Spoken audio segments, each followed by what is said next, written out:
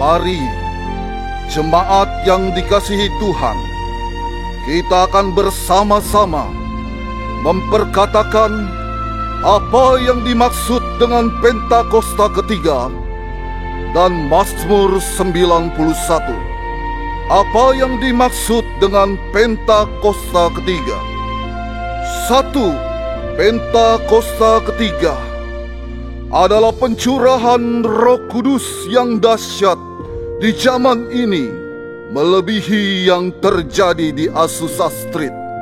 2. Pentakosta ketiga akan mengakibatkan penuaian jiwa yang terbesar dan yang terakhir sebelum Tuhan Yesus datang kembali.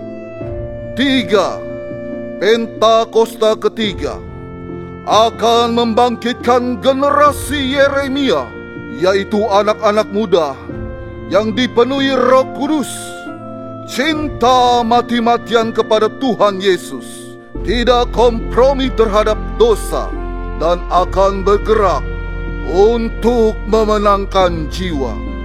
4. Pentakosta ketiga lahir di Indonesia dan bergerak ke bangsa-bangsa.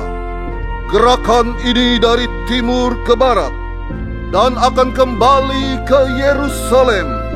5. Pentakosta ketiga akan memberikan kuasa untuk menyelesaikan amanat agung. Dan setelah itu, Tuhan Yesus akan datang kembali.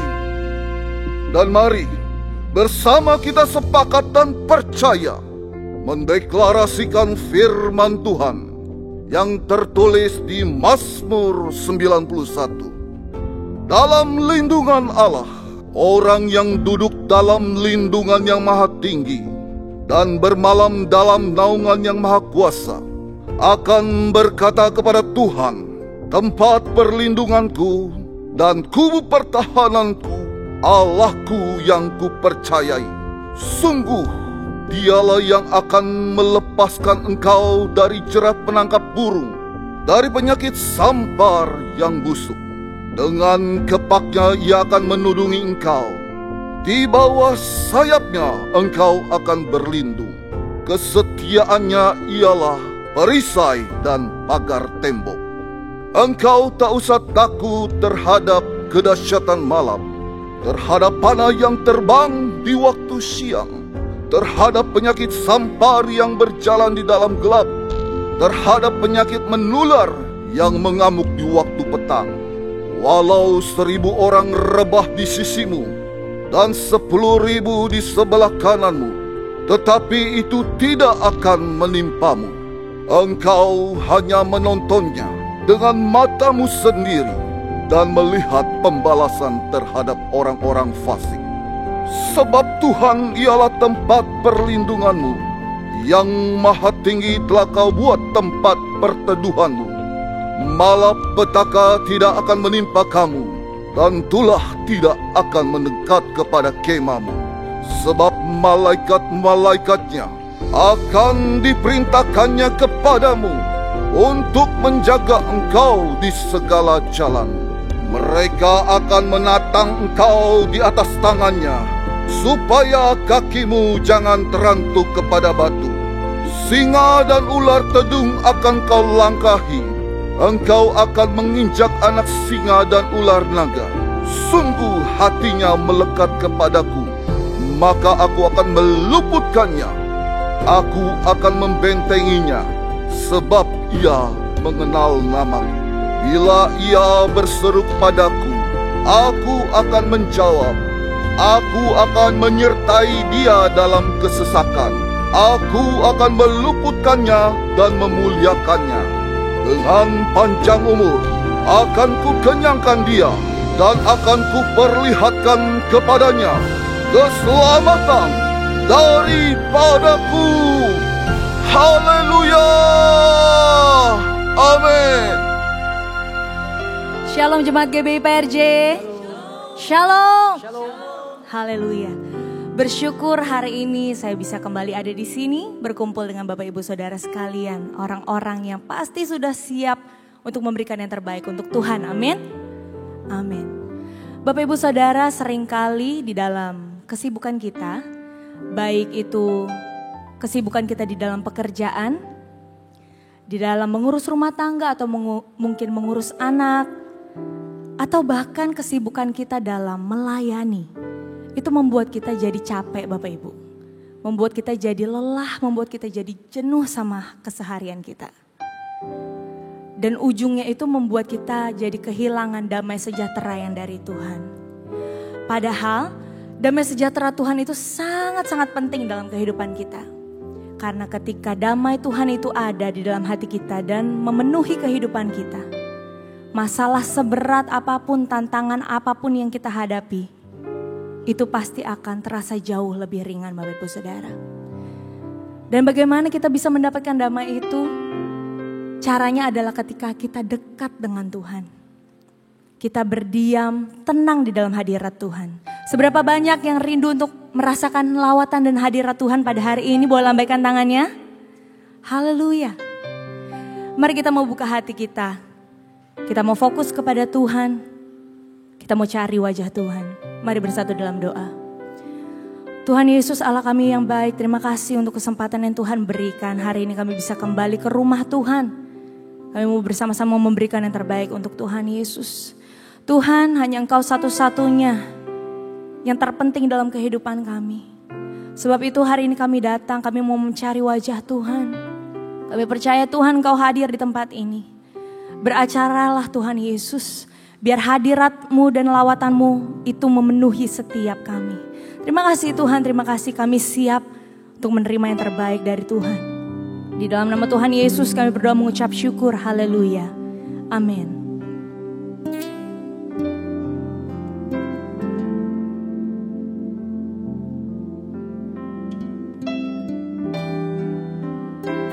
Kami mau berdiam di dalam hadirat-Mu Tuhan Yesus.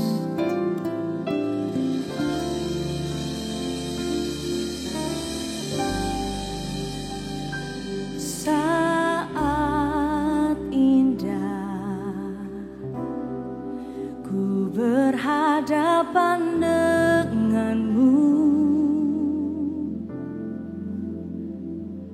memandang wajah-Mu, Yesus kekasih jiwaku.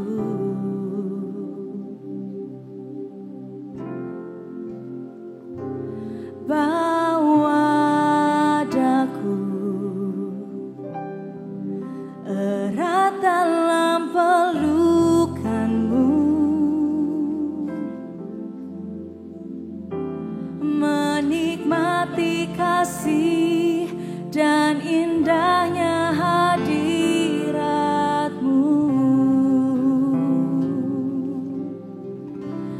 Hadirat-Mu Tuhan, ku rasakan kekudusan-Mu Bapa, penuhiku.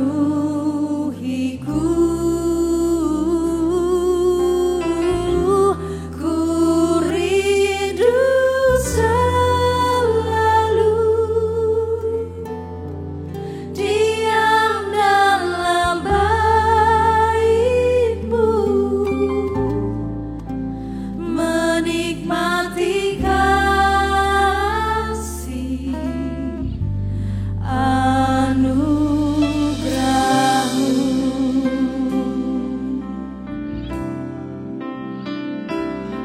Kami mau menikmati setiap hadirat-Mu Tuhan Yesus. Sebab itu yang menjadi kerinduan kami. Saat indah ku berhadapan denganmu, kami mau pandang wajah-Mu Tuhan Yesus.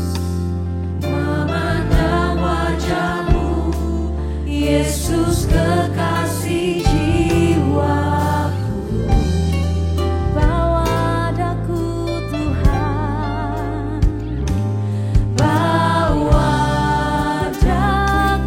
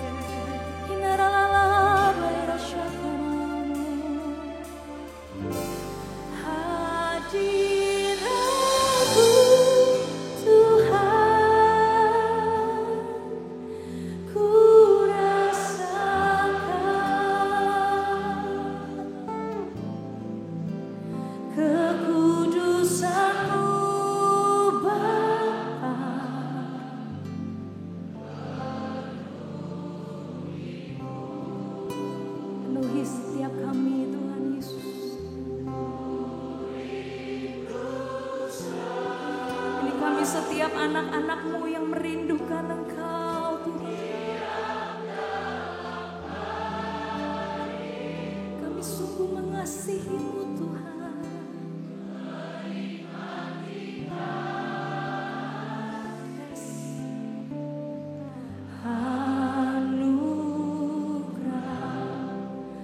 Hadirat-Mu Tuhan, hadirat-Mu Tuhan,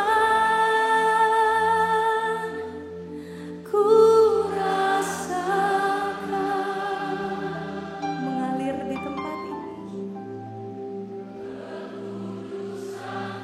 mengalir memenuhi setiap kami Tuhan Yesus. Thank you Lord. Ku rindu selalu diam dalam bait-Mu, menikmati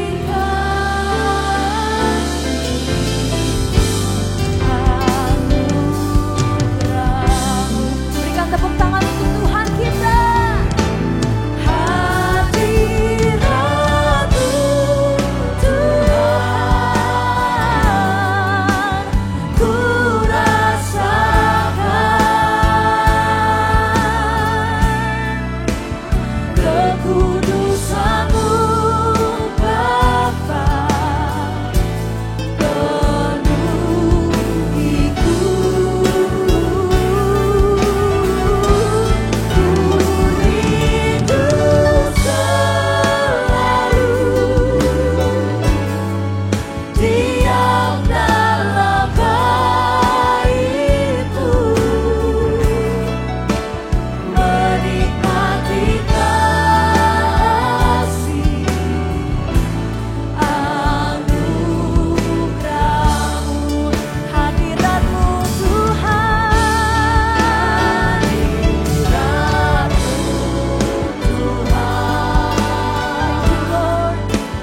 ku rasakan kekudusan-Mu Bapa, kekudusan-Mu Bapa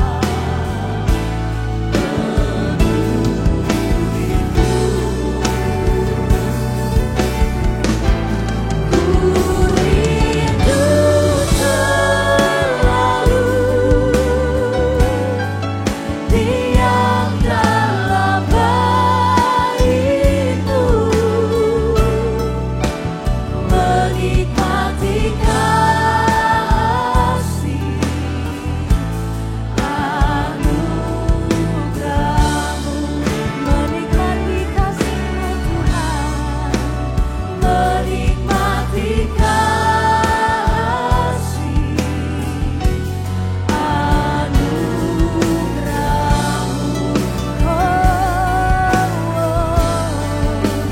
Menikmati kasih anugerah-Mu. Berikan tepuk tangan untuk Tuhan Yesus. Sebab hanya Engkau yang layak Tuhan Yesus. Terima kasih Tuhan Yesus. Kami mengucap syukur Tuhan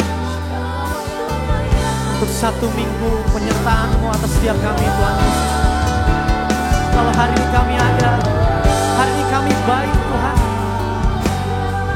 kami utang penyembahan sama Tuhan siang hari ini. Biar hari ini kami bawa sembah kami yang terbaik hanya kepada-Mu Tuhan Yesus. Mari Engkau umat-umat yang diberkati Tuhan, bawa sembah-Mu. Kami bawa hidup kami bawa hati kami menyembah Yesus Tuhan, meninggikan nama Raja di atas segala raja, memuliakan nama Tuhan. Oh,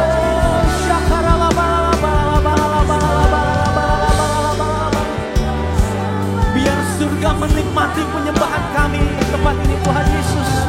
Kita nama ini kami umat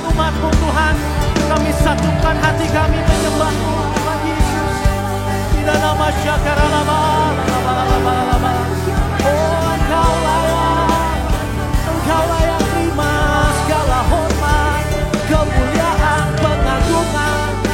Haleluya, haleluya.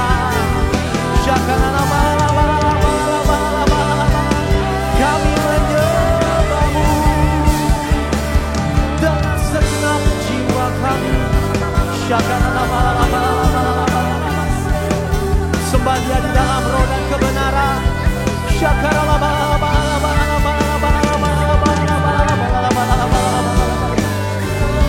Terima kasih Tuhan. Thank you Lord.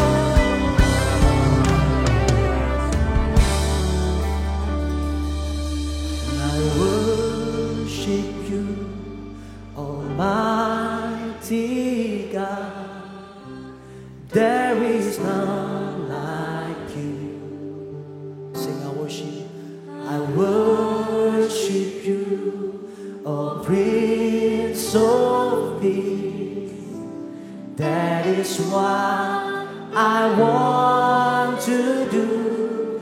I give you praise, for you are my righteousness. I worship you, Almighty God. There is none like you. Lebih lagi bersama. I worship you, Almighty God. Because there is none like you, Jesus. I worship you, O Prince of Peace. That is what I want to do. I give you praise, for you are my righteousness. Oh God, I worship you.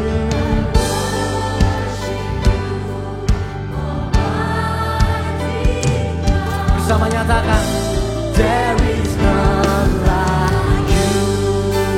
Mari dengan segenap hati dan imanmu bersama nyatakan, I worship you, Almighty God.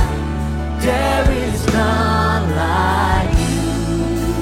I worship you, Lord.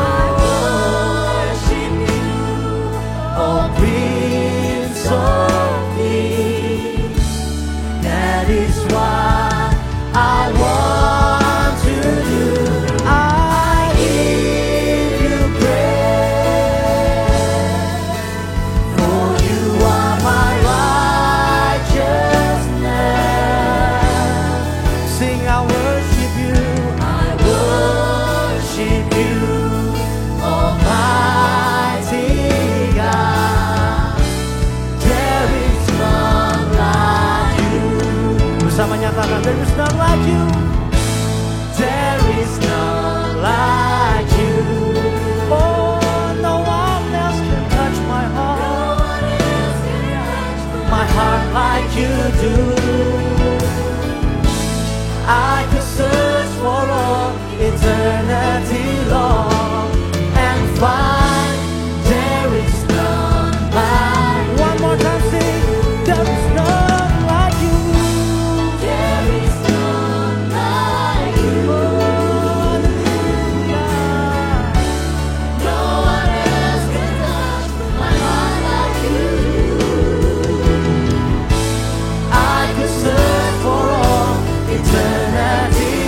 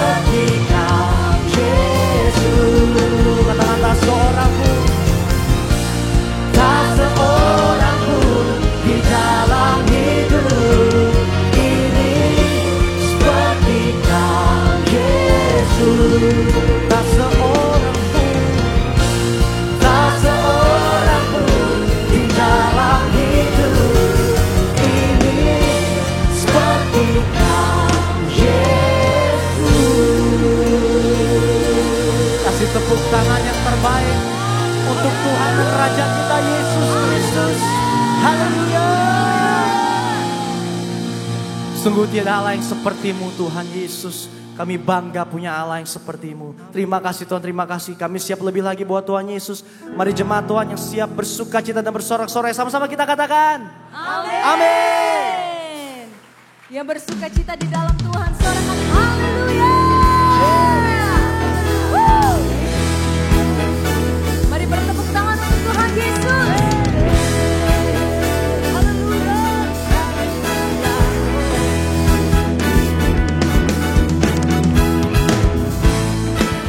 Sebab tidak ada Allah lain yang seperti Engkau Tuhan Yesus. Engkau sungguh baik, dulu, sekarang, sampai selama-lamanya. Haleluya.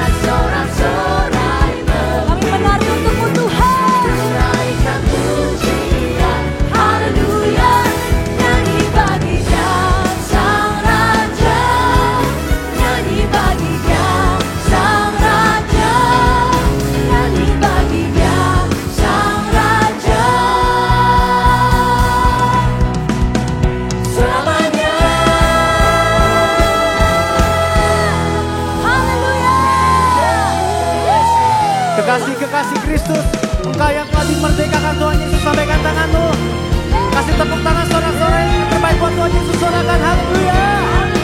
Yeah, come on. Mari bersuka cita di rumah Tuhan. Haleluya.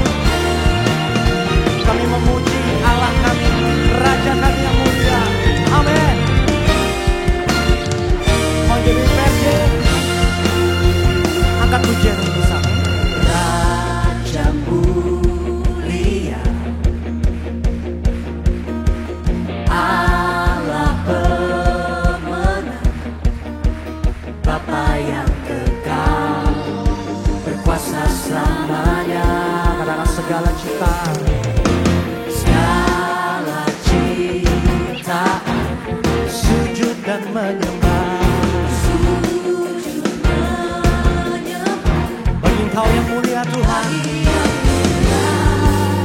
berkuasa selamanya. Together, come on.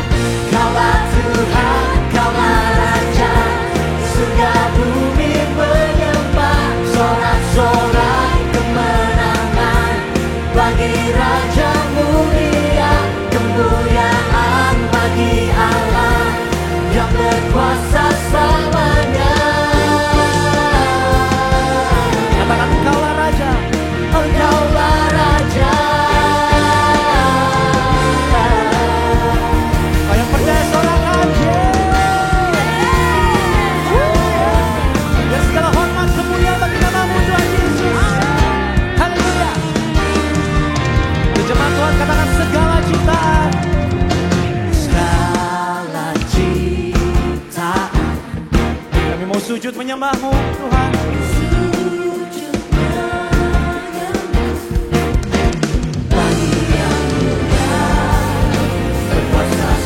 Are you ready?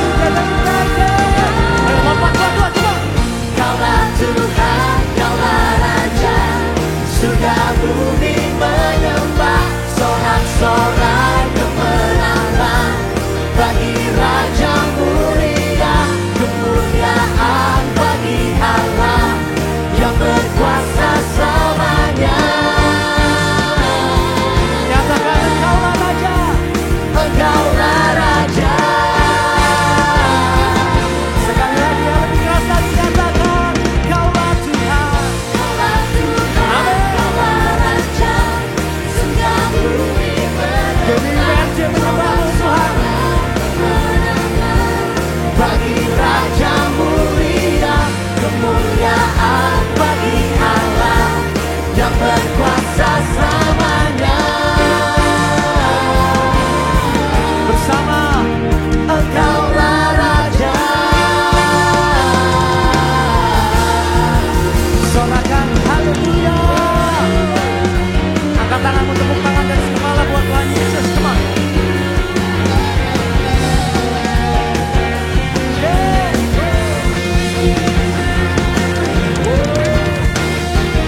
Biar surga menikmati pujian penyembahan kami Tuhan Yesus. Amin. Biar semuanya yang buat Tuhan kita bersama. Kaulah Tuhan,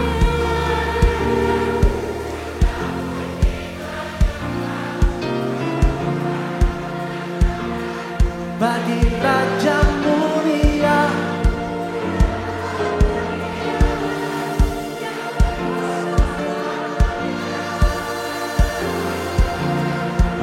Engkaulah Raja, Engkaulah Raja. Dengan iman sambil angkat tangan yuk sama-sama kita katakan, come on. Say, Kaulah Tuhan, Kaulah Raja, surga bumi menyembah, sorak-sorai kemenangan bagi Raja mulia, kemuliaan bagi Allah yang berkuasa selamanya. Engkaulah Raja kami, Engkaulah Raja,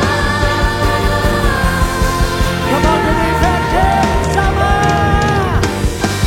Kaulah Tuhan, Kaulah Raja, surga bumi menyembah, sorak-sorai kemenangan bagi Raja mulia, kemuliaan bagi Allah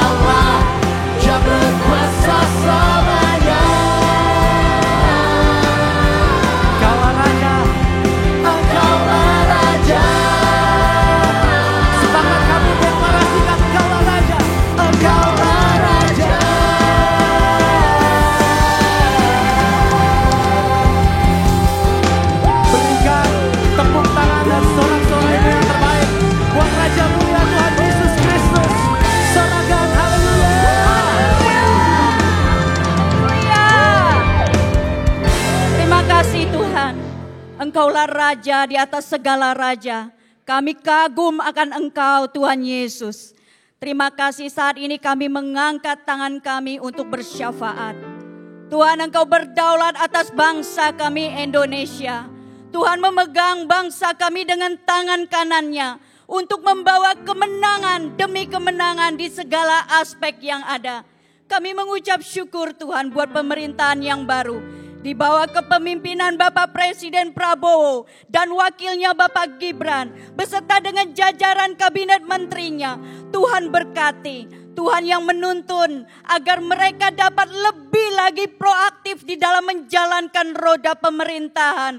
Memiliki integritas, berdedikasi untuk memajukan dan membangun bangsa Indonesia. Kami berdoa untuk pilkada serentak yang akan dilaksanakan pada tanggal 27 November.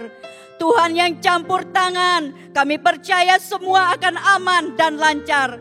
Biarlah terpilih pemimpin-pemimpin daerah yang memiliki jiwa nasionalis, adil, jujur, serta mengutamakan kepentingan rakyat. Kami juga berdoa Tuhan buat pemimpin rohani kami. Gembala sidang kami Paniko, Gembala CK7 Pak Dr. Yanto. Tuhan yang memberkati pelayanan kedua hamba-Mu dengan hikmat dan pewahyuan yang senantiasa baru. Tuhan juga memberkati pengembalaan kedua hamba-Mu untuk menjadikan setiap kami murid Kristus Yesus. Tuhan juga memberikan kesehatan yang terbaik dan keluarga kedua hamba-Mu aman di dalam perlindungan Tuhan. Kami juga berdoa Tuhan buat generasi Yeremia. Baik yang ada di tempat ini di CK7 sampai ke bangsa-bangsa.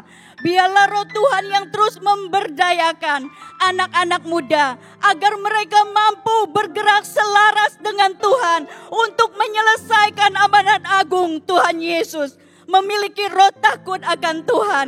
Berintegritas. Dan Tuhan percayakan anak-anak muda ini untuk menjadi pemimpin-pemimpin masa depan di segala bidang yang mereka geluti. Kami percaya Tuhan, seluruh generasi Yeremia di tempat ini hidupnya akan memuliakan nama Tuhan. Haleluya, di dalam nama Tuhan Yesus kami sudah berdoa dan mengucap syukur. Jemaat yang percaya sama-sama kita katakan amin.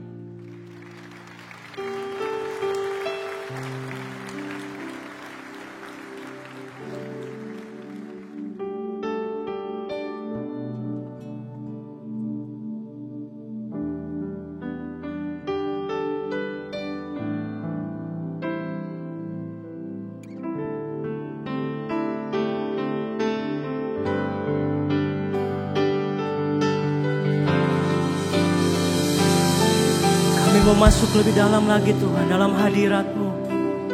Kami mau naikkan ucapan syukur kami Tuhan. Sebab Engkau baik dalam hidup kami. Dan kami mau berkata hari ini, kami tetap cinta dan kami mau setia Tuhan. Terima kasih Yesus.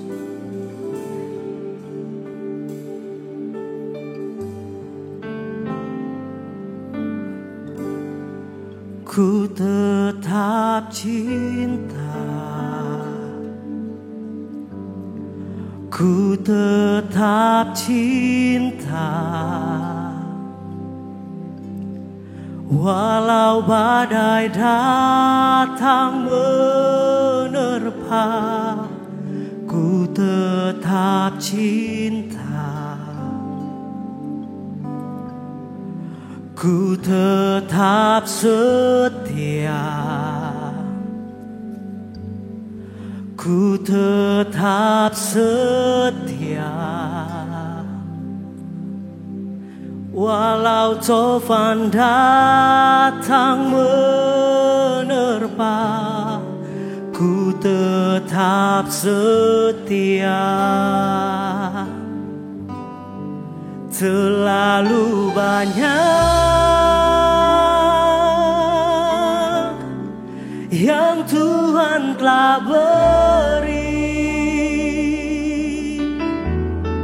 takkan mungkin ku balas dari apa yang ku miliki.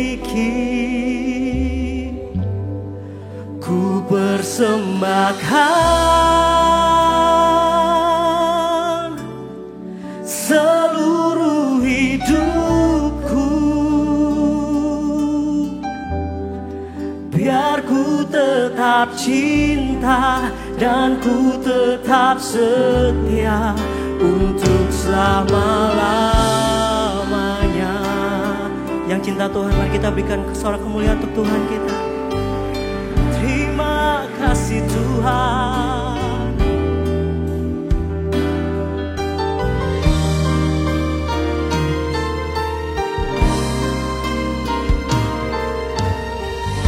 Mari sama-sama jemaat Tuhan, angkat suaramu, katakan, ku tetap cinta, ku tetap cinta, walau badai datang menerpa, ku tetap cinta. Kami mau tetap setia, ku tetap setia. Oh, ku tetap setia. Amin Tuhan. Walau topan datang menerpa, ku tetap setia. Mari jemaat Tuhan, angkat suaramu. Terlalu banyak yang Tuhan tak beri, takkan mungkin ku balas dari apa yang ku miliki. Ku persembahkan seluruh hidupku, biar ku tetap cinta dan ku tetap setia untuk selama-lamanya. Selalu banyak, terima kasih Tuhan, yang Tuhan tak beri, takkan mungkin ku balas dari apa yang ku miliki.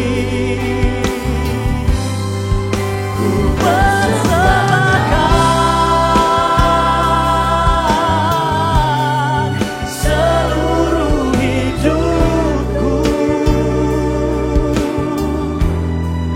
biar ku tetap cinta, biar ku tetap setia untuk selama-lamanya.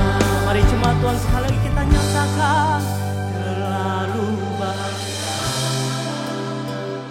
Dan ini menjadi janji iman kami di hadapan-Mu Tuhan, sebab Engkau sungguh baik dalam hidup kami dan teramat baik Tuhan. Terima kasih Yesus. Apa yang ku miliki, kami mau persembahkan Tuhan seluruh hidup kami.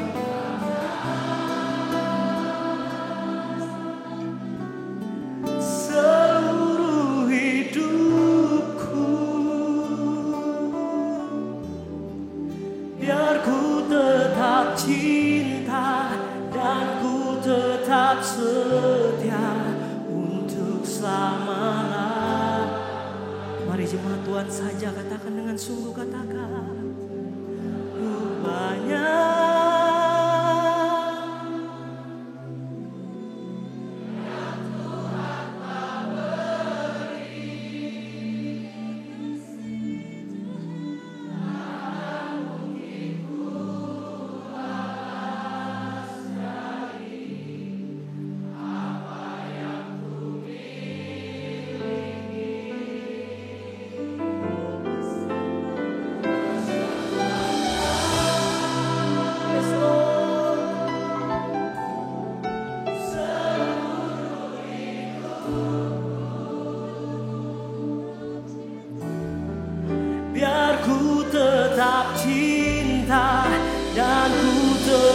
setia untuk selama-lamanya. Mari jemaat Tuhan katakan, terlalu banyak yang Tuhan telah beri, takkan mungkin ku balas dari apa yang ku miliki. Ku persembahkan seluruh hidupku, biar ku tetap cinta, biar ku tetap setia untuk selama-lamanya. Biar ku tetap cinta, biar ku tetap cinta, biar ku tetap setia untuk selama-lamanya. Biar ku tetap cinta, biar ku tetap cinta, biar ku tetap setia untuk selama-lamanya.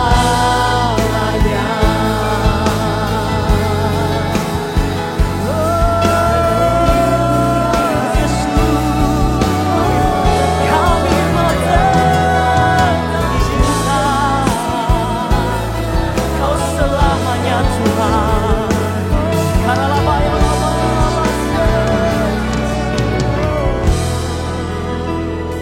Shalom, jemaat yang dikasihi Tuhan. Senang sekali hari ini saya bisa menyampaikan pesan Tuhan. Dan sebelumnya mari kita sama-sama berdoa. Terima kasih Bapa yang baik untuk kesempatan yang indah ini Tuhan. Kami mau mendengar apa yang Tuhan ingin kami lakukan Tuhan. Karena kami tahu Tuhan dalam hidup kami hanya ingin menyenangkan hati-Mu. Biarlah Tuhan Kau berbicara dari hati kami Tuhan. Ambil Tuhan, ambil alih ruangan yang di mana kami berada, juga ambil alih hati kami Tuhan. Hanya Roh Kudus saja yang boleh bekerja, hanya Roh Kudus saja yang ada bersama dengan kami Bapa. Pakai hamba-Mu Tuhan yang tidak ada apa-apanya ini Tuhan, dalam segala kelemahan dan keterbatasan hamba, kuasa Tuhan boleh sempurna. Terima kasih Roh Kudus, terima kasih Bapa yang baik, di dalam satu nama Tuhan Yesus Kristus. Haleluya, amin. Bapak Ibu yang dikasihi Tuhan, hari ini saya akan menyampaikan satu pesan, yaitu berbuah atau berdaun. Hidup harus seperti yang Yesus ajarkan kepada kita. Hendaknya kita berbuah. Karena itu berbuah adalah menjadi tujuan hidup kita semua. Yohanes 15 ayat 8 dikatakan, dalam hal inilah Bapa-Ku dipermuliakan, yaitu jika kamu berbuah banyak, dan dengan demikian kamu adalah murid-murid-Ku. Kehidupan orang yang percaya pasti memenangkan jiwa dan menjadi berkat bagi orang lain. Itulah yang Tuhan mau. Buah kehidupan orang percaya beraneka ragam. Bisa ada perubahan karakter, perbuatan baik, atau kita memenangkan banyak jiwa lewat pelayanan kita. Karena itu mari kita hasilkan buah-buah. Buah pertobatan, buah roh, ataupun buah melayani. Itu sangat menyenangkan hati Tuhan. Hidup yang berbuah adalah salah satu tanda adanya kehidupan dalam diri orang percaya. Jika seseorang tidak menghasilkan buah seperti yang Tuhan kehendaki, berarti dia menghasilkan buah yang lain. Buah yang untuk keinginan sendiri, buah yang untuk menyenangkan diri sendiri, dan ini tidak dikehendaki oleh Tuhan. Hari ini kita mau sama-sama belajar mengapa kita tidak berbuah. Dari firman yang disampaikan ini, saya berharap kita sama-sama mengoreksi diri. Untuk Bapak dan Ibu, juga untuk saya sendiri. Mari kita baca Markus 11 ayat 12 sampai 14. Yesus mengutuk pohon ara. Keesokan harinya sesudah Yesus dan ke-12 muridnya meninggalkan Betania, Yesus merasa lapar.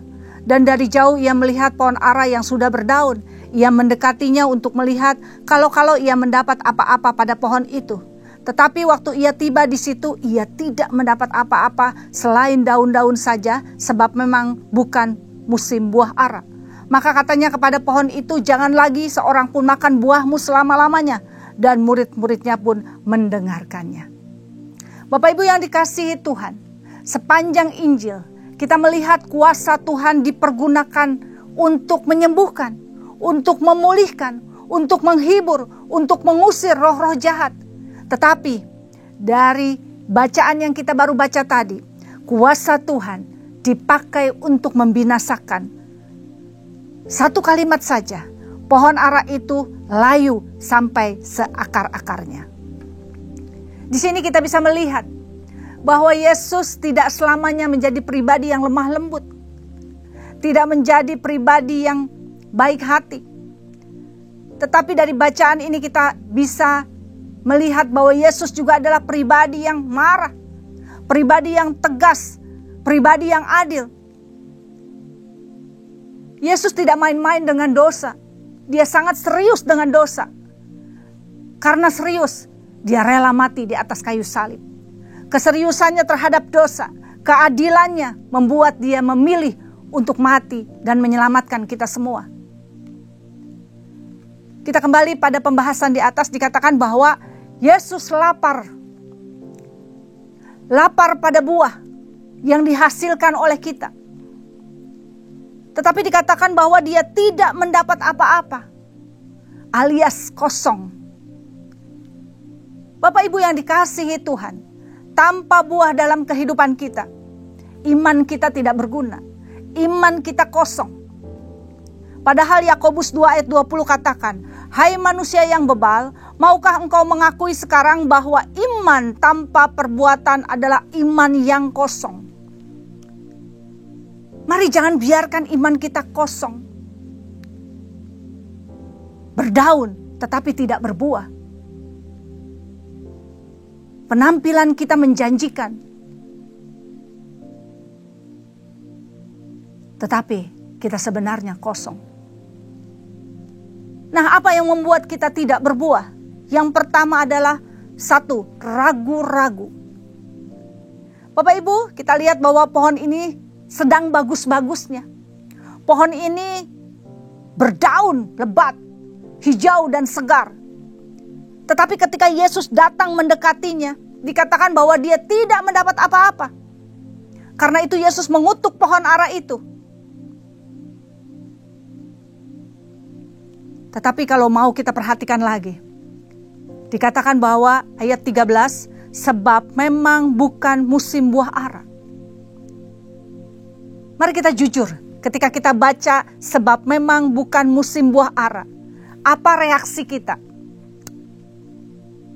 Dari hati saya pertama kali baca, saya ngomong begini ya, lah kan bukan musim buah ara. Kok Yesus gitu ya? Teman saya bilang waktu saya tanya, iya ya, keterlaluan. Belum musimnya tapi dituntut buah. Ada yang bilang lagi, aneh ya. Bapak Ibu, reaksi ini menunjukkan bahwa kita sebenarnya tidak sungguh-sungguh percaya tindakan Tuhan dalam kehidupan kita. Perjalanan hidup orang percaya memang penuh tantangan. Mungkin tantangannya sulit. Dan ini kadang-kadang membuat kita lemah. Sehingga seringkali kita bertanya, kenapa Tuhan lakukan ini dalam hidup saya? Tuhan gak adil. Apa salah saya Tuhan? Mana Engkau Tuhan? Mana kuasamu Tuhan? Seringkali kita bertanya itu, kita mulai ragu pada keberadaan Tuhan. Sehingga kita tidak pernah berbuah. Mari Bapak Ibu yang dikasihi Tuhan, kita mau belajar mengatakan, aku tetap percaya sekalipun saya tidak mengerti. Aku tetap percaya sekalipun Tuhan tidak memberikan alasan kepada saya. Kita memang tidak tahu apa yang sedang berlangsung di dalam kekekalan. Kita tidak tahu dan tidak memiliki informasi dengan situasi apa yang berlangsung. Tapi Tuhan tidak menuntut kita untuk mengerti, untuk tahu. Yang Dia inginkan hanya percaya. Mari kita percaya dengan apa yang Tuhan lakukan dalam hidup kita. Kalau hari ini kita sedang menghadapi masalah, pergumulan, kesulitan, kita percaya semuanya mendatangkan kebaikan. Walaupun kita saat ini penuh air mata, ada kesakitan, ada luka, tapi kita mulai percaya. Bukunya belum selesai, Tuhan belum selesai. Pasti semuanya mendatangkan kebaikan. Karena waktu kita mengalami pergumulan hidup dan kita mulai ragu-ragu, maka akan timbul kecewa. Kalau kita kecewa, kita akan meninggalkan Tuhan. Dan kalau kita lakukan itu semua, hidup kita pasti kacau, otomatis tidak berbuah. Satu kali ada seorang pemuda yang ingin pergi ke sebuah kota. Dia bawa lampu, dia bawa ayam, dia bawa keledai. Lampu supaya dia kalau nginap ada terang. Ayam supaya dia kalau tidur ada yang membangunkan. Keledai supaya dia bisa kalau capek naik keledai. Suatu kali dia tiba di sebuah desa, tapi dia urungkan untuk menginap di sana. Dia berpikir desa ini penuh kemaksiatan, dia tidak mau. Karena itu dia menginap di sebuah hutan. Orang-orang mentertawakan dia, bodoh, kenapa nginap di hutan? Nah, tengah malam ketika dia menginap di hutan, angin kencang sekali sehingga lampunya mati. Dan binatang liar mencuri ayamnya. Pencuri juga datang mencuri keledainya. Tetapi dia katakan, semua baik, semua baik. Orang-orang mulai mentertawakan dia kembali. Tetapi waktu dia turun ke desa itu, ternyata desanya sudah hangus. Terbakar oleh para tentara. Dan saudara tahu tentara itu pun lewat di depan di mana dia tidur. Coba bayangkan kalau masih ada ayam, masih ada lampu dan masih ada keledai. Pasti dia juga sudah mati. Nah, kadang-kadang ketika kita menghadapi hal-hal kehilangan, lampu hilang, ayam hilang, keledai hilang, kita merasa Tuhan gak adil. Tapi waktu pemuda ini melewati itu semua, dia tahu rencana Tuhan adalah rencana yang terbaik dalam hidupnya. Jadi hari ini Bapak Ibu, mari jangan ragu untuk apapun yang Tuhan buat dalam hidup kita. Mungkin kita hari ini bertanya-tanya, tapi kita harus yakinkan bahwa itu semua mendatangkan kebaikan. Ada banyak masalah-masalah yang sudah kita lewati dan kita bersyukur. Tuhan, kalau tidak ada masalah itu, saya gak mungkin begini. Tuhan, terima kasih untuk masalah yang Kau berikan. Aku makin dewasa, aku makin kuat, dan terlebih aku makin mengenal Engkau. Jadi hari ini, mari kita jangan ragu-ragu sama apa yang Tuhan lakukan. Kita tetap percaya supaya kita bisa bertumbuh. Orang yang ragu-ragu tidak akan pernah bertumbuh. Allah kerap kali mengizinkan hujan lebat terjadi supaya kita dapat melihat pelangi. Amin. Yang kedua, kenapa kita tidak pernah bertumbuh? Egois.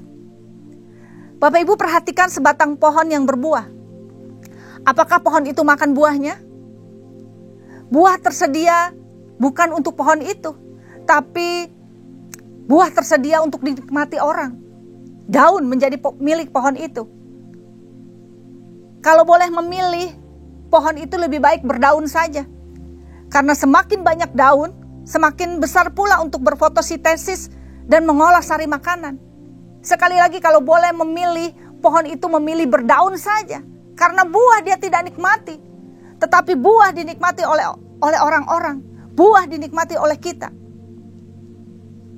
Karena itu, ketika kita menjadi orang Kristen yang hanya mau menerima saja, kita ini orang Kristen seperti pohon buah-buahan tanpa buah. Kita menjadi orang yang egois. Kita hanya mau menerima. Mari kita waspada. Begitu banyak kegiatan agama kita, kalau semuanya untuk saya dan tentang saya, maka kita menjadi orang-orang yang tidak bertumbuh.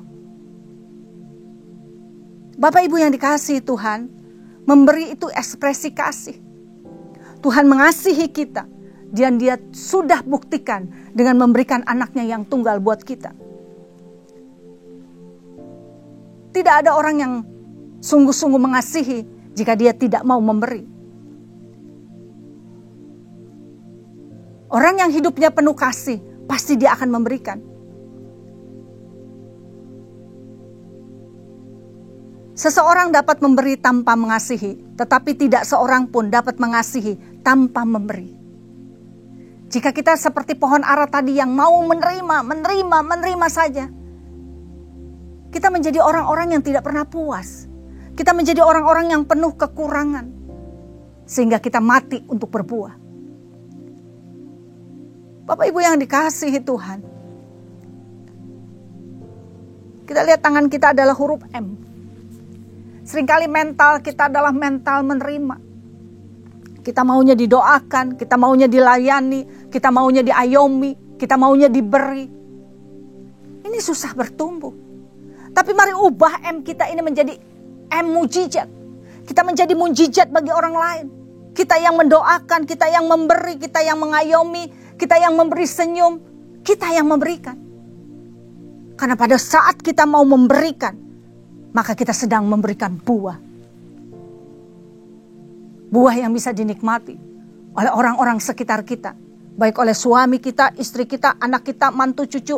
Bahkan dimanapun kita berada, orang bisa menikmati buah kita. Kenapa kita gak pernah berbuah? Karena kita ragu-ragu sama tindakan Tuhan. Karena kita egois, kita mementingkan diri sendiri. Buat saya, tentang saya, semuanya saya. Saudara yang terkasih, Yesus sudah mencontohkan. Dia penuh dengan belas kasih. Dia selalu memberi yang terbaik dalam hidupnya. Nyawa sekalipun dia berikan. Saudara, saatnya bertumbuh.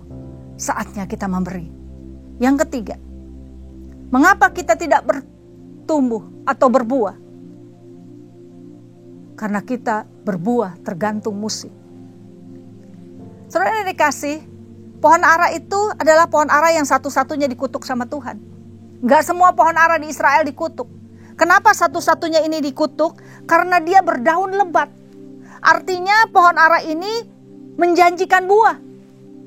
Daunnya gompiok, lebat, sehingga Tuhan mendekati. Tuhan mendekati. Tuhan mengamati. Jangankan buah, bakal buah saja tidak ada. Jangankan buah, bunga untuk berbuah saja tidak ada. Karena itu Tuhan mengutuknya. Karena sekali lagi, pohon ara ini menjanjikan buah. Bagaimana dengan kita? Kita seringkali juga berdaun lebat. Kelihatannya kegiatan rohani kita banyak. Mau kemana? Ke gereja. Mau kemana? Persekutuan. Mau kemana? Doa puasa. Mau kemana? Doa keliling. Daun kita gompiok. Daun kita lebat. Makanya gak salah kalau Tuhan menuntut kita berbuah. Pohon ara yang lain belum musimnya. Mungkin masih tidak ada daunnya. Karena itu Tuhan tidak menghampiri. Tuhan tahu belum musim buah ara. Tapi Tuhan menghampiri pohon ara yang berdaun. Tuhan menghampiri kita sebagai orang percaya. Tuhan mengamati kita sebagai orang percaya. Persoalannya bukan terletak musim atau tidak musim. Tapi Tuhan mau ketika kita berdaun harus berbuah. Kita menjadi pohon-pohon yang produktif di segala musim. Karena jika tidak berbuah, apa gunanya dipertahankan? Karena keberadaan kita sebagai orang percaya adalah seperti surat yang terbuka. 2 Korintus 3 ayat 3 dikatakan kamu adalah surat Kristus. Yang ditulis oleh pelayanan kami ditulis bukan dengan tinta, tetapi dengan roh dari Allah yang hidup. Bukan pada loh-loh batu, melainkan pada loh-loh daging, yaitu di dalam hati manusia. Surat terbuka.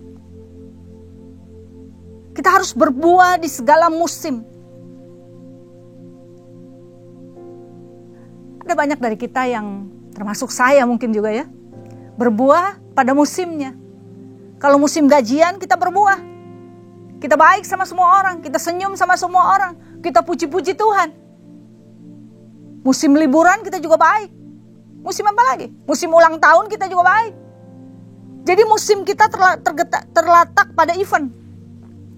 Tergantung dari event. Ini adalah berbuah tergantung musim. Tapi Tuhan mau kita seperti gambar yang ada di sini. Ya, di mana pohon ini tetap bertumbuh walaupun ditempel di batu bata. Di tempat yang tidak layak, di tempat yang tidak baik. Tetapi pohon ini terus bertumbuh, bahkan berbuah. Ini memberikan pelajaran buat kita semua. Kita harus tetap berbuah. Di kondisi bagaimanapun. Dalam kondisi sesulit apapun. Kita harus tetap jadi berkat. Di komunitas kita. Di rumah kita. Dimanapun kita berjalan. Orang mencium bau harumnya Kristus. Orang tahu siapa Kristus di dalam kita. Karena itu sekali lagi saya mau katakan bahwa mari kita berbuah. Tidak tergantung musim. Selama kita berdaun, kita harus berbuah. Karena banyak orang yang berdaun tidak berbuah. Tetapi orang yang berbuah pasti berdaun. Orang percaya pasti punya kegiatan rohani. Mari kegiatan rohani ini membangun kita supaya jadi berkat. Bukan cuma kegiatan rohani yang kosong. Cuma sekedar rutinitas. Cuma sekedar ya daripada gak ngapa-ngapain. Tapi biarlah kegiatan rohani kita menghasilkan buah. Sekali lagi, pohon ara ini berdaun lebat. Dia menjanjikan buah. Kita sebagai orang percaya sudah berdaun lebat. Mari kita juga berbuah. Karena saatnya Yesus datang kembali. Dia mencari iman yang berisi. Bukan iman yang kosong. Iman yang berisi adalah iman yang dengan perbuatan. Paulus katakan di Roma 11 ayat 21 berkata begini. Sebab kalau Allah tidak menyayangkan cabang-cabang asli, Ia juga tidak akan menyayangkan kamu. Jika Allah tidak menyayangkan pohon ara Israel, jangan mengira bahwa kita akan diistimewakan sebagai pohon ara gereja. Jangan berpikir begitu. Allah adalah Allah yang adil dan kebenarannya mutlak. Dia tidak akan memperlakukan orang berbeda-beda. Kalau pohon ara Israel aja dia tebang, apalagi kita. Pasti ditebangnya juga. Pasti kita dibakarnya juga.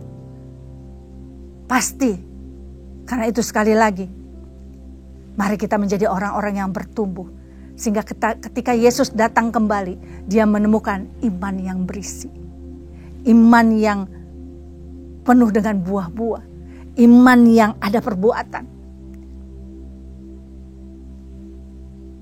Bapak Ibu yang dikasihi Tuhan, hidup yang berbuah bagi Kristus tergantung pada persekutuan kita dengan Kristus. Bagaimana persekutuan kita dengan Kristus hari-hari ini? Semakin kita nempel, semakin kita dekat, pasti kita berbuah banyak. Yohanes 15 ayat 5 katakan, siapa saja yang tinggal di dalam aku dan aku di dalam dia, ia berbuah banyak. Sebab di luar aku, kamu tidak dapat berbuat apa-apa. Jangan pikir kita bisa berbuah tanpa Yesus. Jangan pikir kita bisa berbuah dengan kekuatan kita sendiri. Jangan pikir kita hebat. Karena buah itu untuk kemuliaan kita. Karena buah itu untuk pujian terhadap kita. Tidak. Kita harus nempel sama Tuhan. Kita harus ada di dalam Dia. Supaya kita bisa berbuah. Dan ketika kita nempel dekat sama Tuhan, maka buahnya adalah buah yang bisa dinikmati orang. Bukan buah yang pahit. Buah yang belum matang. Tapi buah yang benar-benar dinikmati oleh banyak orang. Bapak Ibu yang dikasihi Tuhan, mari kita bangun hubungan dengan Tuhan hari-hari ini. Makin dekat sama Dia, masuk dalam hadirat-Nya.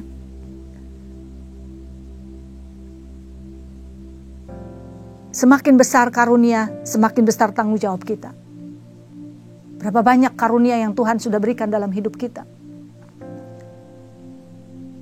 Dan tanggung jawab kita untuk menyenangkan Tuhan. lewat buah-buah yang kita hasilkan.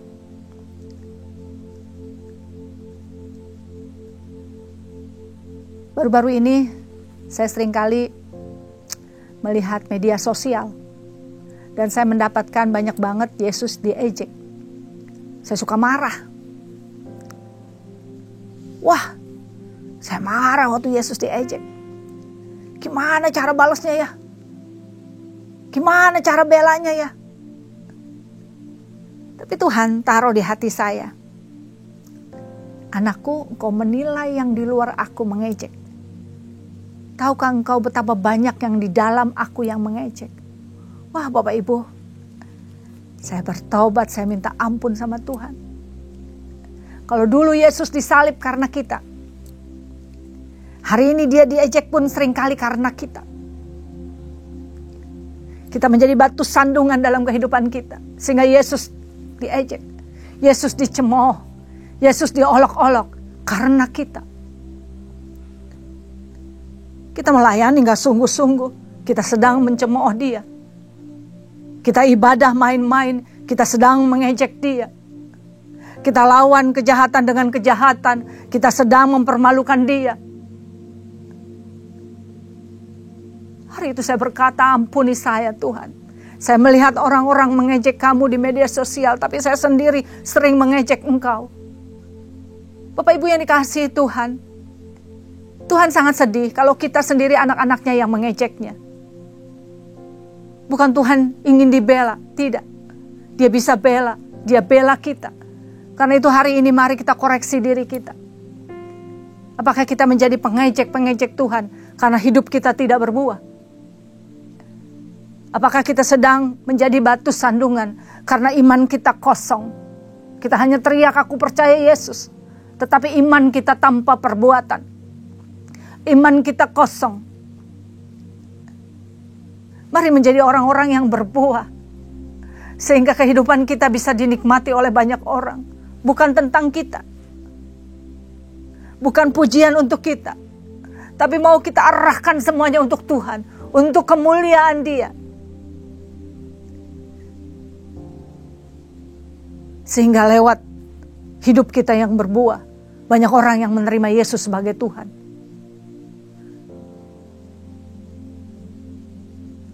Kita bisa berkata-kata tentang Yesus. Tapi hari ini Tuhan mau kau berbuah. Karena lewat perbuatanmu, perkataanmu, tingkah lakumu, maka orang boleh mengenal Yesus dalam hidup kita. Mari saudara-saudaraku yang dikasihi Tuhan, kita mulai mau berbuah.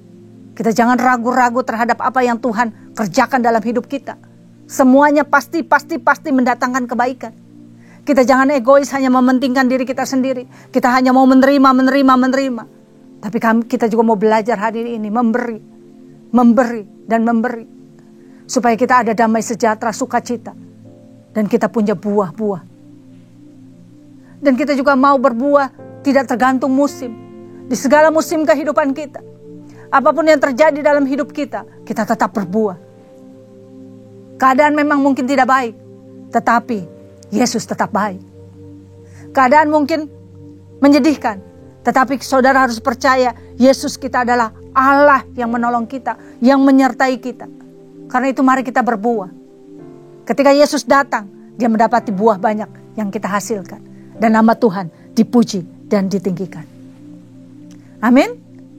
Mari kita sama-sama tundukkan kepala dan kita berdoa. Oh Yesusku, terima kasih. Terima kasih Tuhan. Aku masih bernafas Tuhan. Itu bertanda kami masih dipercaya untuk berbuah Tuhan. Biarlah kami pakai waktu-waktu kami ini Tuhan, untuk menyenangkan Engkau dengan berbuah banyak Tuhan. Bukan berbuah busuk, bukan berbuah pahit, bukan berbuah sedikit. Tapi berbuah banyak yang dinikmati banyak orang Tuhan. Oh Bapa, biarlah kami terus melekat sama Engkau Tuhan. Biarlah kami terus ada dalam hadirat Tuhan. Sehingga kami dimampukan untuk jadi berkat dimanapun kami berada Tuhan. Kalau hari-hari ini kami telah menjadi batu sandungan Tuhan, secara tidak sadar kami sedang mengejek Engkau Tuhan. Oh Roh Kudus, ingatkan kami terus Bapa. Ingatkan kami terus Bapa, untuk kami boleh menjadi berkat dimanapun kami berada Tuhan. Terima kasih Bapa, terima kasih untuk firman-Mu pada hari ini Tuhan. Kami tahu Tuhan, Kau begitu mengasihi dan mencintai kami Tuhan, sehingga Engkau ingin mendapatkan buah di antara kami Tuhan, tidak berdaun lebat saja Tuhan. Oh terima kasih Roh Kudus, terima kasih. Kami percaya Tuhan, bahwa hari ini dan selanjutnya Tuhan, kami terus mau diam di antara Engkau Tuhan, diam bersama dengan Engkau Bapa. Terima kasih Roh Kudus, di dalam satu nama Tuhan Yesus Kristus. Haleluya, amin. Kita akan masuk dalam perjamuan kudus. Kita akan mengingat ayat ini. Sebab setiap kali kamu makan roti ini dan minum cawan ini, kamu memberitakan kematian Tuhan sampai Ia datang. Perjamuan kudus adalah perjamuan Tuhan Yesus sendiri. Setiap kali kita masuk dalam perjamuan kudus, Tuhan Yesus selalu berkata, biarlah ini menjadi peringatan akan daku. Karena itu mari arahkan hati kita kepada kebaikan Tuhan. Kita akan mengingat kebaikan Tuhan, supaya kita lebih mengasihi Tuhan Yesus. Kita lebih mengasihi satu dengan yang lain. Mari tundukkan kepala. Bapa, siapakah kami sebelum kami mengenal Engkau? Kami semua orang berdosa. Upah dosa adalah maut, mati. Tetapi Engkau yang tidak berdosa telah dijadikan dosa oleh karena kami. Engkau harus turun dari sorga mulia, menjelma menjadi manusia, mati ganti kami dengan penderitaan yang luar biasa. Sungguh Tuhan luar biasa kasih-Mu pada kami. Kau jadikan kami sebagai anak-anak-Mu. Engkau bela, Engkau tuntun, Engkau berkati, Engkau ajar kami. Kalau kami salah, itu Engkau ya Aba. Itu Engkau ya Aba. Darah Tuhan Yesus akan memberkati kita melalui perjamuan kudus ini. Tapi Tuhan mau kita makan dan minum dengan cara yang benar. Karena itu masing-masing sekarang introspeksi. Lihat keadaan dirimu masing-masing. Jangan menyimpan dosa. Kalau ada dosa yang Tuhan ingatkan, langsung minta ampun. Langsung minta ampun. Ampuni saya Tuhan, ampuni, ampuni. Kau melihat anak-anak-Mu ya Tuhan, sedang menyelesaikan segala sesuatu dengan Tuhan. Ampuni kami ya Tuhan. Layakkan kami untuk masuk dalam perjamuan kudus. Bapak terima kasih. Kami akan masuk dalam perjamuan kudus dengan hati yang penuh ucapan syukur. Dalam nama Yesus. Amin. Sekarang, mari. Angkat roti tangan kanan kita tinggi-tinggi. Sebab apa yang telah kuteruskan kepadamu telah aku terima dari Tuhan. Yaitu bahwa Tuhan Yesus pada malam waktu Ia diserahkan mengambil roti. Dan sesudah itu Ia mengucap syukur atasnya. Ia memecah-mecahkannya dan berkata, inilah tubuhku yang diserahkan bagi kamu. Perbuatlah ini menjadi peringatan akan aku. Saudara dikasih Tuhan, bukankah roti yang kita pecah-pecahkan ini adalah persekutuan kita dengan tubuh Kristus? Mari kita makan dalam nama Yesus.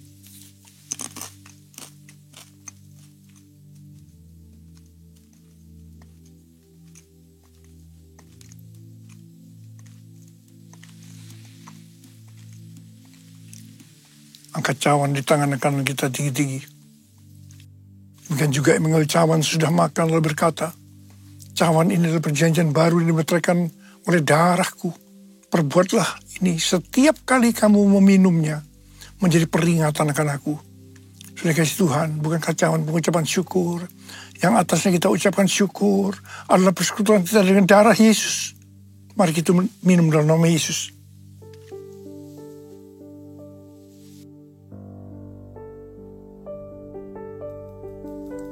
Ucapkan syukur dan terima kasih dengan suara. Tuhan, terima kasih ya Tuhan. Terima kasih ya Tuhan. Terima kasih ya Tuhan. Terima kasih Tuhan. Oh terima kasih. Engkau melihat anak-anak-Mu Tuhan. Mereka membutuhkan pertolongan Tuhan. Mereka membutuhkan jamahan Tuhan. Jamah mereka satu persatu ya Aba. Jamah mereka. Saat ini Kau sedang menyembuhkan yang sakit, sedang membebaskan yang terikat. Engkau sedang menghibur yang susah. Engkau menguatkan yang lemah. Engkau memberikan pengharapan yang baru bagi yang mereka datang dengan keadaan putus pengharapan.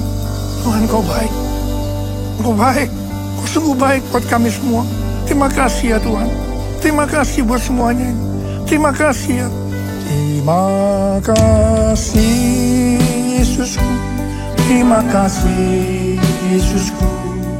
Puji syukur hanya bagi Tuhanku. Terima kasih Yesusku. Terima kasih Yesusku. Puji syukur hanya bagi Tuhanku. Terima kasih. Terima kasih Yesusku. Terima kasih Yesusku. Puji syukur hanya bagi Tuhanku. Terima kasih Yesusku. Terima kasih Yesusku. Puji syukur hanya bagi Tuhanku. Puji syukur hanya bagi Tuhanku. Puji syukur hanya bagi Tuhanku.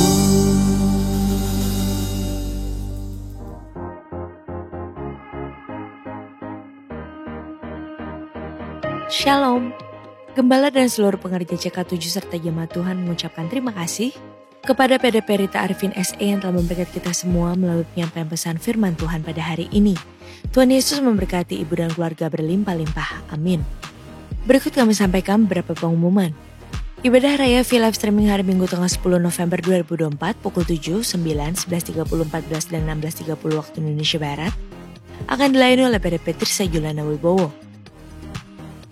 Ibadat yang ulang atau rerun dilakukan secara onsite untuk ibadah mandiri service dan 2PM yang profesional and couple service di channel YouTube GBB PRJ CK7. Ibadah Minggu tanggal 10 November 2024 diadakan di GBB PRJ pukul 7, 9, dan 11.30 waktu Indonesia Barat dilayani oleh Pastor Billy Lantang.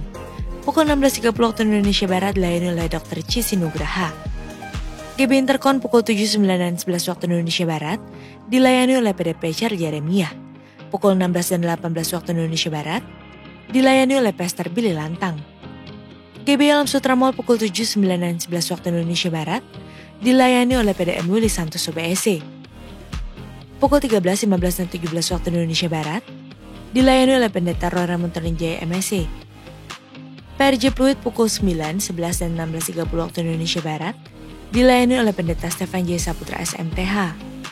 GBI PRJ Mandarin pukul 9 waktu Indonesia Barat, dilayani oleh Pendeta Akun. GBHCR pukul 8 dan 10 waktu Indonesia Barat dilayani oleh PDP Ruth Yenet. GBI St. Moritz pukul 9, 11, dan 13 waktu Indonesia Barat, dilayani oleh PDP Hartono SE. Pukul 15 dan 17 waktu Indonesia Barat dilayani oleh PDP Sudi Tandi. Ibadah Raya onsite di atas disertai juga dengan ibadah pemuda dan anak secara onsite. Untuk persembahan umum atau kolekte, perpuluhan jemaat, ucapan syukur, dan lain-lain dapat dilakukan melalui e-banking, mobile banking, ATM, maupun online di website rekening persembahan CK7, BCA Camat Tamrin dengan nomor akun 206-333-8222 atas nama GBI PRJ. Unit pelayanan jemaat akan mengadakan baptisan air secara onsite pada hari Sabtu 9 November 2024 pukul 8 waktu Indonesia Barat. Bagi Bapak Ibu yang ingin dibaptis, harap segera mendaftarkan diri. Pendaftaran dibuka mulai tanggal 27 Oktober sampai dengan 4 November 2024 secara online via www.gbprj.org atau di konter sekretariat ibadah onsite masing-masing cabang.